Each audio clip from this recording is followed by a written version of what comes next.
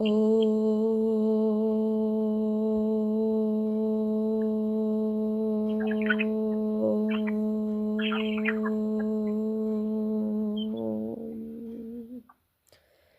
शान्ति 7-3-2025 প্রাতঃমুরলি। ওম শান্তি। বাপদাদা মধুবন। আজকের বাপদাদার অমূল্য মহাবাক্য হচ্ছে, মিষ্টি বাচ্চারা, এ হলো অনাদি অবিনাশী পূর্ব নির্মিত ড্রামা। বাবা বলছেন, এ হলো অনাদি অবিনাশী পূর্ব নির্মিত ড্রামা। এতে যে সিন পাস হয়ে গেছে তা পুনরায় পরের কল্পে রিপিট হবে। সেই জন্য সদাই নিশ্চিন্ত থাকো। এ হলো অনাদি অবিনাশী পূর্ব নির্মিত ড্রামা। এতে যে সিন পাস হয়ে গেছে তা পুনরায় পরের কল্পে রিপিট হবে। সেজন্য সদাই নিশ্চিন্ত থাকো। হুবহু রিপিট হচ্ছে ড্রামা 5000 বছর পরে। তাই বাবা বলছেন নিশ্চিন্ত থাকো। প্রশ্ন আজকের মুরলি থেকে, এই দুনিয়া যে তার তমপ্রধান অবস্থায় পৌঁছে গেছে তার চিহ্নগুলি কি? এই দুনিয়া যেটা সত্যযুগী শতপ্রধান দুনিয়া ছিল সেটা আজ তমপ্রধান দুনিয়ায় পৌঁছে গেছে, তার চিহ্নগুলি কি? উত্তরে বাবা বলছেন, দিন দিন উপদ্রব হতেই থাকে। তমপ্রধানের চিহ্ন হচ্ছে দিন দিন উপদ্রব হতেই থাকে, কত কত বিশৃঙ্খলা হয়েই চলেছে। চোর কিভাবে মারপিট করে সব লুটে নিয়ে যায়, অসময়ে বৃষ্টিপাত হতে থাকে, ফলে ক্ষতি হয়ে যায়। এসবই হলো তমপ্রধান তার চিহ্ন। তমপ্রধান প্রকৃতি দুঃখ দিতেই থাকে। বাচ্চারা, তোমরা ড্রামার রহস্যকে জানো, তাই তোমরা বলো যে নাথিং নিউ। বাবা বলছেন, তোমরা ড্রামার রহস্যকে জানো, তাই বলো যে নাথিং নিউ। অর্থাৎ হুবহু রিপিট হচ্ছে, যা কিছু হচ্ছে 5000 বছর আগে হয়েছিল সেটাই হচ্ছে। ওম শান্তি। বাচ্চারা, এখন তোমাদের উপর জ্ঞানের বর্ষণ হচ্ছে। কালকেও বাবা মুরলিতে বলেছিলেন যে আমাদের শুকনো হয়ে গেছে জমি। শুকনো জমিতে যদি একটু জলের ছিটা পড়ে সেখানে ঘাস হয়ে যায়, তো আমরাও কি হয়েছিলাম, কাঙাল হয়ে গেছিলাম জ্ঞানের ছিটার অভাবে। তো বাবা এসে আমাদের জ্ঞানের বর্ষণ করছে, তাই আমরা ধনবান হচ্ছি। তাই বাবা বলছেন, বাচ্চারা, এখন তোমাদের ওপর জ্ঞানের বর্ষণ হচ্ছে। তোমরা হলে সঙ্গম যুগী, আর বাকি যে সকল মানুষ রয়েছে তারা হলো কলিযুগী। তাহলে আমরা কি না কলিযুগ না সত্যযুগ সম্পূর্ণরূপে, তাহলে আমরা হচ্ছি কি সঙ্গম যুগী। আর বাদবাকি যারা রয়েছে তারা জানে না, যারা জ্ঞানটাকে, তারা হলো কলিযুগী। এই সময় দুনিয়ায় অনেক মতান্তর রয়েছে। বাচ্চারা, তোমাদের মত হলো এক। যে অদ্বৈত মত ভগবানের কাছ থেকেই পাওয়া যায়। অদ্বৈত মানে যেখানে দ্বৈত মত নেই, অর্থাৎ আশ্রী মত নেই, দ্বিমত নেই। হ্যাঁ, এই একদম শ্রেষ্ঠ মত কার কাছে? একদম ভগবান, সর্ব থেকে সর্বশ্রেষ্ঠ যিনি, তার কাছ থেকেই পাওয়া যায়। ওরা অজ্ঞানীরা ভক্তিমার্গে জপ তপ তীর্থাদি যা কিছুই করে, তাতে তারা মনে করে যে এ সবই হলো ভগবানের সঙ্গে মিলিত হওয়ার মার্গ।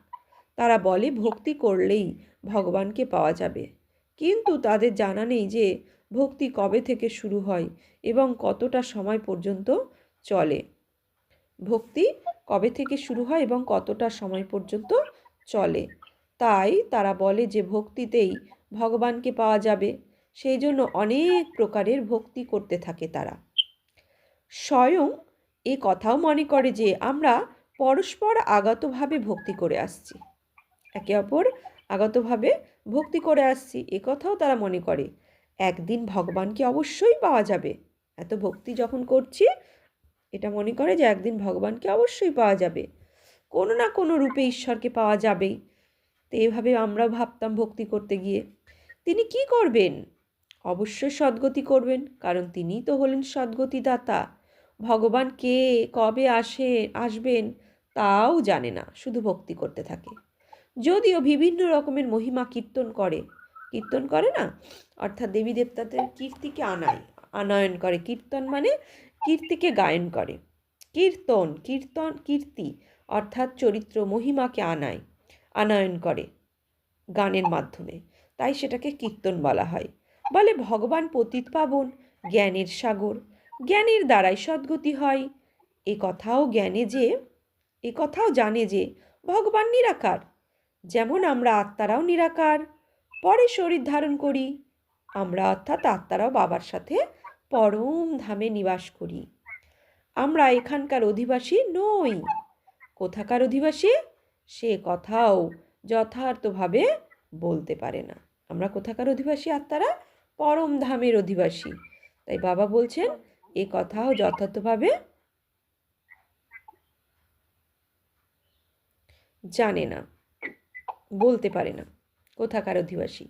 কেউ কেউ তো মনে করে আমরা স্বর্গে চলে যাব। এখন সরাসরি তো কেউই স্বর্গে যাবে না। কেউ আবার বলে যে জ্যোতি মহাজ্যোতিতে বিলীন হয়ে যাবে। এও ভুল। বাবা বলছেন কেউ আবার বলে যে জ্যোতি মহাজ্যোতিতে বিলীন হয়ে যাবে। এও ভুল। আত্মাকে বিনাশী করে দেয়। মোক্ষও কারোর হতে পারে না। বিলীন হয়ে যাওয়া মানে পুরোপুরি মিলিয়ে যাওয়া আত্মা পরমাত্মাতে। তাহলে তার আবার অবিনাশী কেন হবে আত্মা? তাহলে আত্মাকে বিনাশ করে দেয়, মিলিয়ে যায় মানে বিনাশ হয়ে গেল। তাহলে অবিনাশী আত্মা কি করে হবে? তাই মোক্ষও কারোর হতে পারে না। মিলিয়ে গেলে মোক্ষ লাভ কীভাবে হবে? এসব তারা কিছুই বোঝে না। যখন বলা হয়েছে পূর্ব নির্ধারিত এই চক্র আবর্তিত হতেই থাকে, হিস্ট্রি জিওগ্রাফি রিপিট হতেই থাকে, কিন্তু চক্র কিভাবে আবর্তিত হয় সে কথা জানে না। না চক্রকে জানে, না ঈশ্বরকে জানে। আমরা আত্মারা যে 84 জন্মের চক্রে আসি এটা তারা জানে না। বিলীন যদি হয়ে যায় আত্মা, তাহলে চক্র কিভাবে রিপিট হবে? না সে চক্রে আসবে, না তারা ঈশ্বরকে সঠিকভাবে জানে পরমাত্মা স্বরূপে, জ্যোতিষ স্বরূপে। ভক্তি মার্গে কত উদ্ভ্রান্ত হয়ে ঘুরে বেড়ায়। ঈশ্বর কে তা তোমরা জানো? ঈশ্বর কে তা তোমরা জানো? ভগবানকে ফাদারও বলা হয়। তাহলে বুদ্ধিতে তো আসা উচিত, তাই না? লৌকিক পিতাও তো রয়েছে, তথাপি আমরা ওনাকে স্মরণ করি। তাহলে দুজন পিতা হলো। লৌকিক পিতা থাকা সত্ত্বেও আমরা ওনাকে স্মরণ করি, পারলৌকিক পিতাকে। তাই বাবা বলছেন তাহলে দুজন পিতা হলো, লৌকিক আর পারলৌকিক। সেই পারলৌকিক পিতার সঙ্গে মিলিত হওয়ার জন্য এত ভক্তি করে। তিনি পরলোকে থাকেন, তো অবশ্যই নিরাকারী দুনিয়া। ওই দুনিয়া অবশ্যই নিরাকারী দুনিয়া। তোমরা ভালো মতোই জানো যে মানুষ যা কিছুই করে সে সবই হলো ভক্তি মার্গ। রাবণ রাজ্যে সদা ভক্তিই হয়ে এসেছে, জ্ঞান তো হতে পারে না। রাবণ রাজ্যে সব সদা ভক্তিই হয়ে এসেছে, জ্ঞান তো হতে পারে না। ভক্তির মাধ্যমে কখনো সদ্গতি হতে পারে না। সদ্গতি দাতা পিতাকে স্মরণ করে তাহলে অবশ্যই তিনি কখনো এসে সদ্গতি করবেন। তোমরা জানো যে এ হলো সম্পূর্ণ তমপ্রধান দুনিয়া। শতপ্রধান ছিল, এখন তমপ্রধান হয়েছে। কত বিপর্যয় হতেই থাকে। অত্যন্ত বিশৃঙ্খলার সৃষ্টি হয়। চোরও লুণ্ঠন করতে থাকে। কিভাবে না চোর মারপিট করে টাকা পয়সা লুট করে নিয়ে যায়। এমন এমন ওষুধ আছে যা শুকিয়ে অজ্ঞান করে দেয়। চোর কী করে? চুরি করতে এসে এমন কিছু ওষুধ দেয়, নাকের কাছে ধরে, কি হয়? অজ্ঞান হয়ে যায়, তারপর সব কিছু লুট করে নিয়ে যায়। তো পরমধাম নিবাসী পরমাত্মা শিব বাবা সেটাও অবগত, সেটার সম্বন্ধেও তিনি অবগত, জানেন ওপর থেকে, উনি ওটাও দেখেন। তো বলছে শুকিয়ে অজ্ঞান করে দেয়। এ হলো রাবণ রাজ্য, এ হলো অতি বৃহৎ অসীম জগতের খেলা। এ রিপিট হতে 5000 বছর লাগে। খেলাও ড্রামার মতনই হয়। নাটক বলা যাবে না। মনে করো নাটকে কোনো অ্যাক্টর অসুস্থ হয়ে পড়ছে, তখন অদল বদল করে নেয়, এমন কিছু তো এখানে হতে পারে না। ওটা শুধু ওই 3 ঘন্টার নাটকে হয়। 5000 বছরের নাটকে যে আমরা পার্ট প্লে করছি, সেখানে কি হয়? অ্যাক্টর অসুস্থ হয়ে পড়েছে, তখন অদল বদল করে দেয়। কিন্তু এখানে সে অদল বদল হতে পারে না। এ তো অনাদি ড্রামা, তাই না? মনে করো কেউ অসুস্থ হয়ে পড়লে তখন বলা হবে যে এমন অসুস্থ হওয়ার পার্টও ড্রামাতে রয়েছে। এ হলো অনাদি পূর্ব নির্মিত। আর কাউকে তোমরা এই ড্রামা বললে তখন তারা বিভ্রান্ত হয়ে যাবে। তোমরা জানো যে এ হলো অসীম জগতের ড্রামা। কল্প পরবর্তীকালেও পুনরায় এই অভিনেতারাই থাকবে। যেমন এখন বৃষ্টি ইত্যাদি পড়ে, কল্প পরবর্তীকালেও পুনরায় তেমনই পড়বে। তাহলে এখন 5,000 বছর আগে যেমন বৃষ্টি পড়েছে তেমন পড়ছে, আর পুনরায় তেমনই পড়বে, এমনই বিপর্যস্ত হবে। বাচ্চারা, তোমরা জানো যে জ্ঞানের বৃষ্টি তো সকলের ওপরই পড়তে পারে না, কিন্তু তার শব্দ সকলের কান পর্যন্ত অবশ্যই যাবে, যে জ্ঞান সাগর ভগবান এসেছেন। সবাইকে মেসেজ দিতে হবে, আর এই মেসেজ সবার কাছে যাবে। তো বাবা দুদিন ধরে বৃষ্টির কথা বলছে, তার মানে সামনে কি ইঙ্গিত দিচ্ছে? অনাবৃষ্টি, অনাবৃষ্টি না, অতিবৃষ্টি হতে পারে। কিন্তু তার শব্দ ভগবান এসেছে, এই শব্দ সবার কান পর্যন্ত যাবে। তোমাদের মুখ্য হলো কি? যোগ, জ্ঞানও তোমরাই শোনো। তাছাড়া বৃষ্টি তো সমগ্র দুনিয়াতেই পড়ে, তোমাদের যোগের ফলে স্থায়ী শান্তি স্থাপিত হয়ে যায়। তোমরা সকলকে শোনাও যে স্বর্গে স্থাপনা করতে ভগবান এসেছেন, কিন্তু এমনও অনেকে আছে যারা নিজেদের ভগবান মনে করে। তোমাদের তাহলে কে আর মানবে? তাই বাবা বোঝান যে কোটির মধ্যে কেউ বেরোবে। তোমাদের মধ্যেও নম্বরের ক্রম অনুসারেই জানে যে ঈশ্বর পিতা এসেছেন। বাবার থেকে তো উত্তরাধিকার চাই, তাই না? কিভাবে বাবাকে স্মরণ করবে সেটাও বুঝিয়েছেন। নিজেকে আত্মা মনে করো, মানুষ তো দেহ অভিমানী হয়ে গেছে। বাবা বলেন, আসি তখন যখন সমস্ত মনুষ্য আত্মারা অপবিত্র হয়ে যায়, তার মানে একজনও পবিত্র থাকে না। তাহলে গুরু মা আত্মার কাছে যাই মোক্ষ লাভ করতে, স্বয়ং ভগবান বলছে তারাও সব অপবিত্র। তাহলে অপবিত্র হয়ে পবিত্রতার ঠিকানা কি করে দেবে, তাই না? মোক্ষ লাভ কী করে করাবে? তাই ভগবান বলছে সবাই যখন অপবিত্র হয়ে যায় আমি তখনই আসি। তোমরা কত তমপ্রধান হয়ে গেছো, এখন আমি এসেছি তোমাদের শতপ্রধান করতে। কল্প পূর্বেও আমি তোমাদের এমনভাবে বুঝিয়েছিলাম। তোমরা তমপ্রধান থেকে শতপ্রধান কিভাবে হবে? বাবা বলছেন তোমরা তমপ্রধান থেকে শতপ্রধান কিভাবে হবে? শুধুমাত্র আমাকে স্মরণ করো। আমি এসেছি তোমাদেরকে নিজের এবং রচনার পরিচয় দিতে। রাবণ রাজ্যে সেই বাবাকে সকলেই স্মরণ করে, আত্মা নিজের পিতাকে স্মরণ করে। বাবা হলেনই অশরীরী বিন্দু, তাই না? পরে তার নাম রাখা হয়েছে, তোমাদের বলা হয় শালগ্রাম, আর বাবাকে বলা হয় শিব। তাহলে আমরা কি? ছোট ছোট শালগ্রাম, শিবলিঙ্গের নিচে যে ছোট ছোট পাথর থাকে সেগুলো শালগ্রাম, আমরা হলাম সেই শালগ্রাম। আর শিব বাবা হচ্ছে নিরাকার শিব। হ্যাঁ, কল্যাণকারী শিব কথার অর্থ কল্যাণকারী।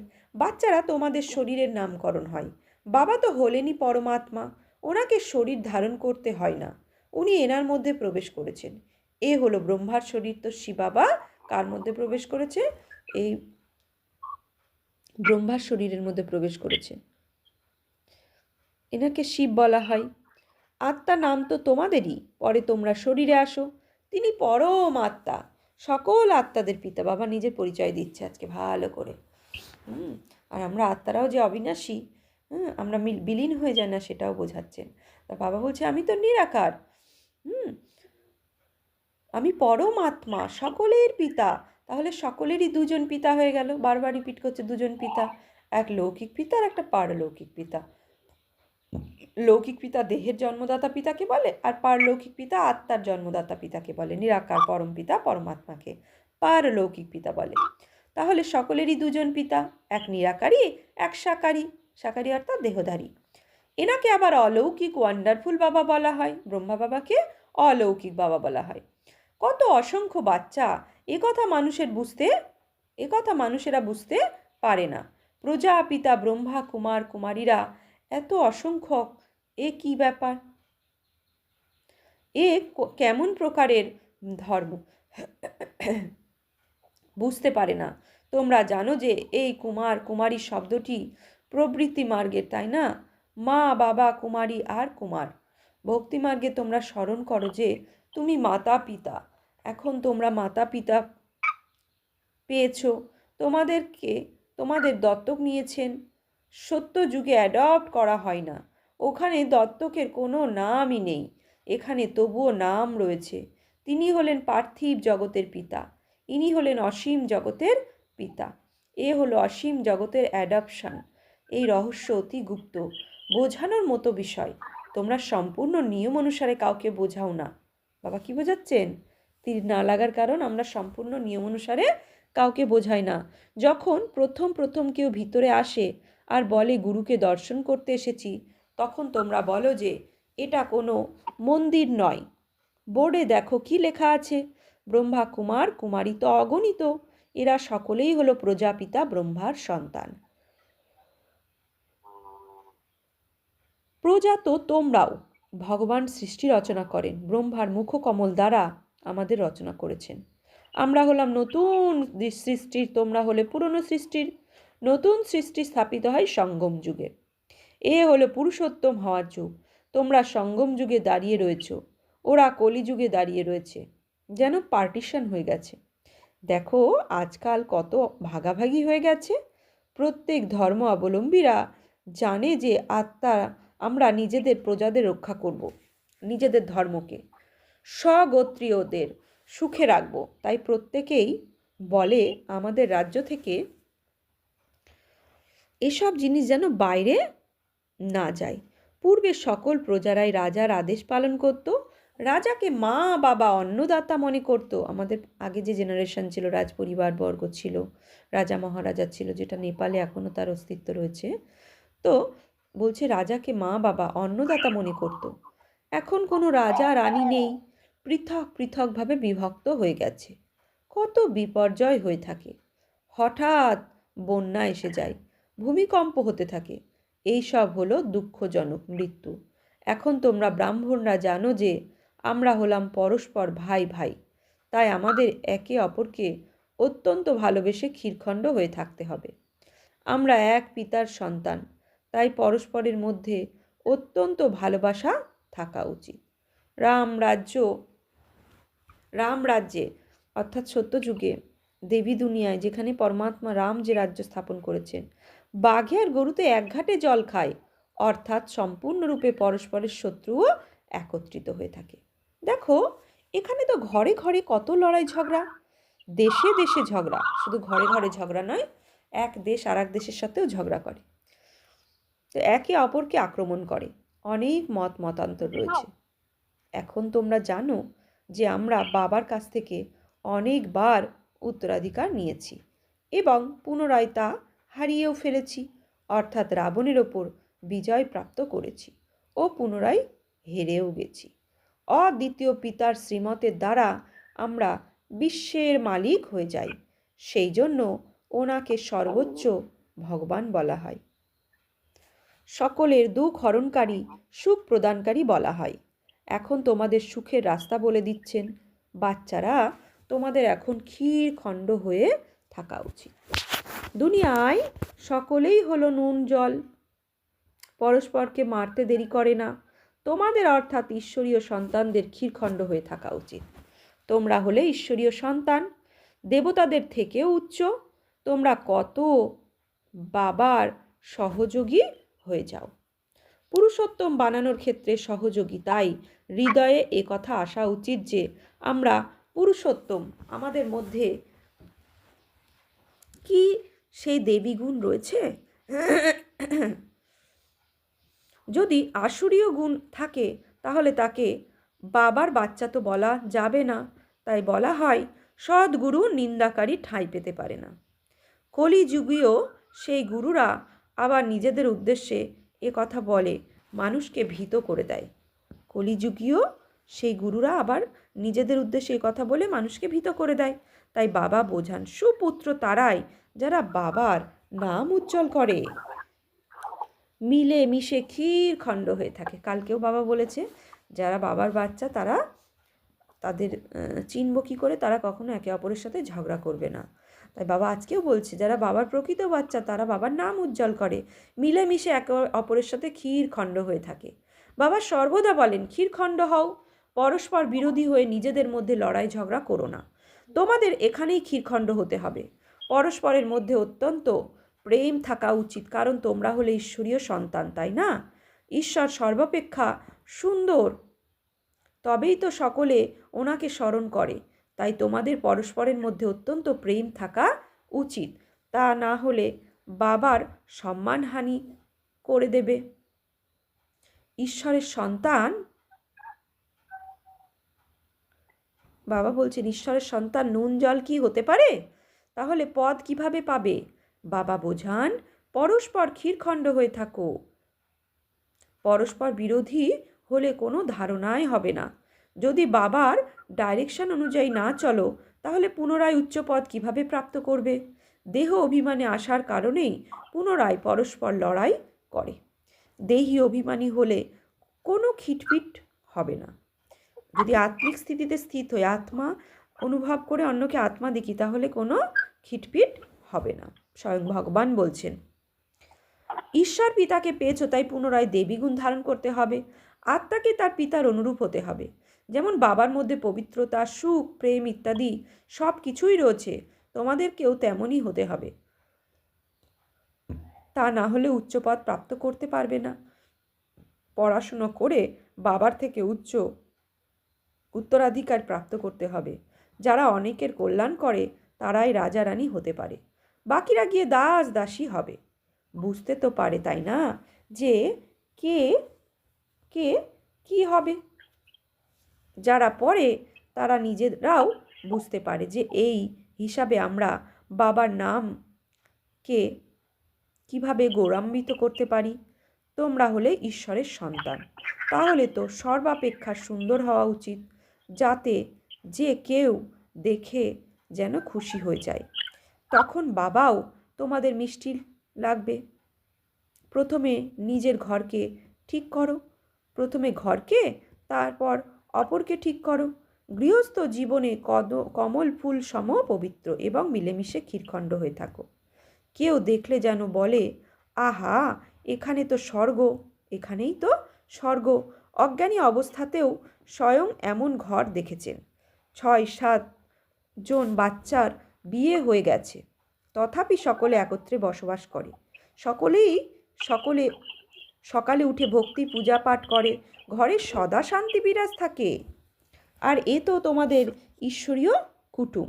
বাবা বলছেন, আমরা হলাম ঈশ্বরীয় কুটুম, আত্মীয়, ঈশ্বরীয় সন্তান। তো হংস আর বক তো একত্রে থাকতে পারে না, তোমাদের হংস হতে হবে। পরস্পর বিরোধী হলে বাবা রাজি হবেন না। বাবা বলেন, তোমরা কত নাম বদনাম করে দিয়েছো। যদি মিলেমিশে ক্ষীরখণ্ড হয়ে না থাকো, তাহলে স্বর্গে উচ্চপদ প্রাপ্ত করবে কিভাবে? উচ্চপদ প্রাপ্ত করতে পারবে না। অত্যন্ত সাজা ভোগ করতে হবে। বাবার হয়ে গিয়ে যদি পরস্পর বিরোধী হয়ে থাকো, তাহলে শতগুণ শাস্তি ভোগ করতে হবে। পুনরায় তোমাদের সাক্ষাৎকার হতে থাকবে যে আমরা কেমন পদ প্রাপ্ত করব। আচ্ছা, মিষ্টি মিষ্টি হারানিধি বাচ্চাদের প্রতি মাত পিতা বাপদাদার স্মরণের স্নেহ সুমন আর সুপ্রভাত। আধ্যাত্মিক পিতা তার আত্মারূপী বাচ্চাদেরকে জানাচ্ছে নমস্কার। আমরা আত্মারূপী বাচ্চারা আত্মারূপী বাপদাদাকে জানাচ্ছি নমস্কার, সুপ্রভাত, ধন্যবাদ। ধারণার জন্য মুখ্য সার: 1. সদা যেন খেয়াল থাকে আমরা হলাম ঈশ্বরীয় সন্তান। তোমাদের সর্বাপেক্ষা লাভলি হয়ে থাকতে হবে। পরস্পরের মধ্যে কখনো তিক্ত সম্পর্ক হওয়া উচিত নয়। প্রথমে নিজেকে শুধরাতে হবে, পরে অপরকে শুধরানোর শিক্ষা দিতে হবে। 2. যেমন বাবার মধ্যে পবিত্রতা, সুখ, প্রেম ইত্যাদি সর্বগুণ রয়েছে, তেমনি বাবার অনুরূপ হতে হবে। এমন কোনো কর্ম করা উচিত নয় যাতে সদ্গুরু নিন্দাকারী হয়ে যায়। নিজের আচার আচরণের মাধ্যমে বাবার নাম উজ্জ্বল করতে হবে। বরদান: বাবা আর প্রাপ্তির স্মৃতি দ্বারা সদা সাহস আর আনন্দে থেকে এক রস অচল ভব। বাবার দ্বারা জন্ম হতেই যা কিছু প্রাপ্তি হয়েছে তার লিস্ট সদা সামনে রাখো। যখন প্রাপ্তি অচল, তখন সাহস আর আনন্দও অচল হওয়া চাই। অচলের পরিবর্তে যদি মন কখনো চঞ্চল হয়ে যায় বা স্থিতি চঞ্চল হয়ে যায়, তো এর কারণ হলো বাবা আর প্রাপ্তিকে সর্বদা সামনে রেখো না। প্রাপ্তির অনুভব সদা সামনে বা স্মৃতিতে থাকলে সব বিঘ্ন সমাপ্ত হয়ে যাবে। সদা নতুন উৎসাহ, নতুন আনন্দে থাকবে।